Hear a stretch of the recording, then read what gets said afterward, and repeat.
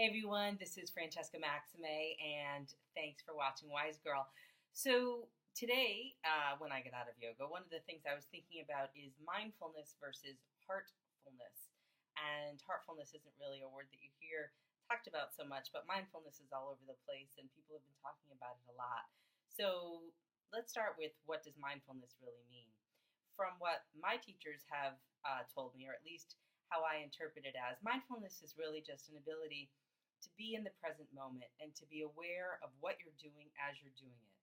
So, for example, if you're brushing your teeth, you're aware of the fact that you're brushing your teeth, which may sound odd if you're just sort of rushing through your morning and trying to get to work and get the kids off to school or whatever your routine might be.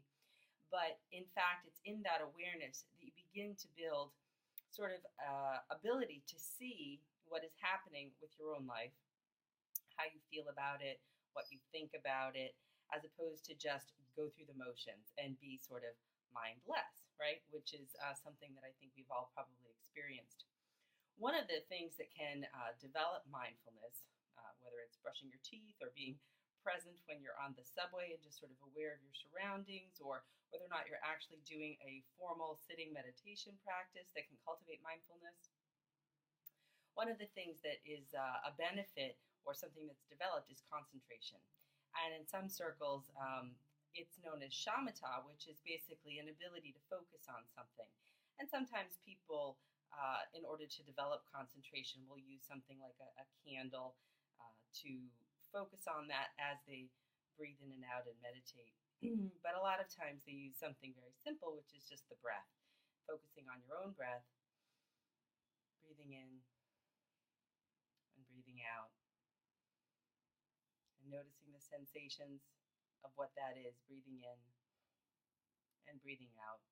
For example, the cool air coming in and out of your nostrils as you're breathing, that is a way to focus your concentration. And anybody who's ever, sort of taken cello or piano or done really well at a sport knows, for example, that you need to have a certain amount of concentration to focus your energy and kind of try and transform whatever the given situation is into something that is almost like a real reaction, right? You know how to hit that tennis ball without even thinking about it.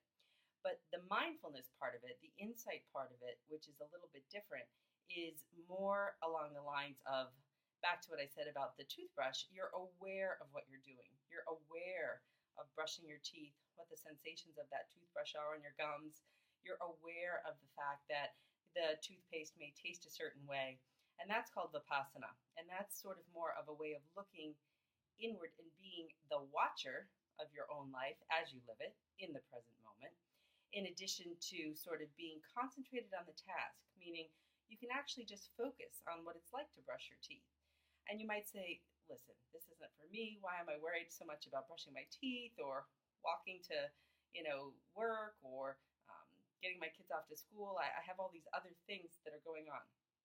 Well, actually, in your head, you have a lot of things going on that are going to happen, probably, or that did already happen in the past, but not necessarily things that are actually going on in the present moment.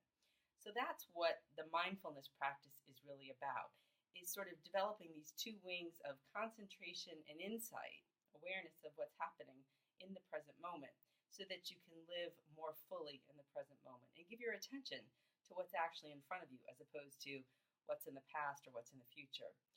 The heartfulness aspect that I talked about earlier is sort of the compassion part of it.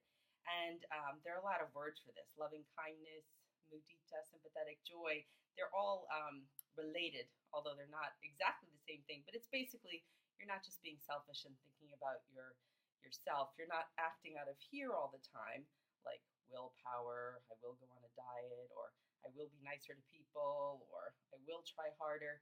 You're actually having it come from a place within you that is emanating from your own inner goodness. And that heartfulness is something that's developed the more that we, A, know that we're good people and that we're okay and that we love ourselves, and that B, we're able to actually sit with ourselves and be quiet and notice what's going on around us without having to judge it.